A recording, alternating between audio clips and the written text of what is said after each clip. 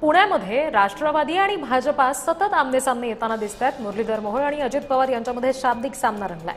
पुण्यामध्ये गुन्हेगारीला बळ देण्याचं काम पवारांचंच असल्याची टीका मुरलीधर मोहोळ यांनी अजित पवारांवर केलेली आहे। तर मेट्रोमध्ये सफर करत राज्यमंत्री मुरलीधर मोहोळ यांच्याशी आमचे प्रतिनिधी रोहन कदम यांनी संवाद साधलाय, बघूया।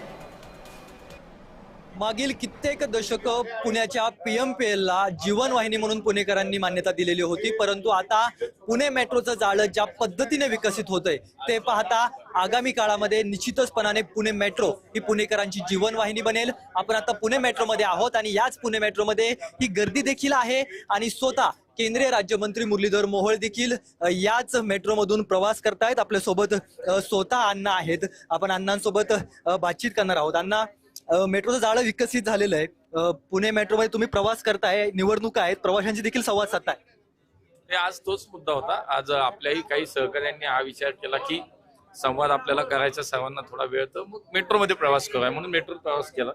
आज तसा 2 लाख पुणेकर मेट्रोत प्रवास करतायत, त्यातलेच आपण काही जण आहोत। आज मला आनंद वाटतो की बघा 32 किलोमीटरचा मेट्रो मार्ग आज पुण्यात झाला। माननीय मोदीजींच्या नेतृत्वामध्ये पुण्याची मेट्रो सुरू झाली, देवेंद्रजींच्या त्याच्यात अथक प्रयत्न होते। त्यामुळे पुणेकरांना हे माहिती आहे की या सगळ्या निवडणुकीच्या काळात आता वेगवेगळे स्टेटमेंट्स येत आहेत, पण पुणेकरांना ह्याची कल्पना आहे की पुण्यातली मेट्रो ही केवळ आणि केवळ माननीय मोदीजींच्या नेतृत्वात आली, माननीय देवेंद्रजींच्या प्रयत्नातून आली। मुद्दा काय आहे, पुणेकरांनी यांना 2017 साली नाकारलं आहे, सत्तेतनं बाहेर काढलं आणि भारतीय जनता पार्टीला सत्ता दिली।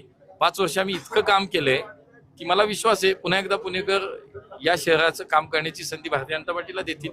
100% पुण्याचा महापौर भाजपचा होणार आहे। एक अलार्म 5 काम, म्हणजे एक अलार्म, घड्याळाची अलार्म जो असतो तो वाजणार आणि 5 काम पूर्ण होणार, असं एक त्यांचं सांगतो।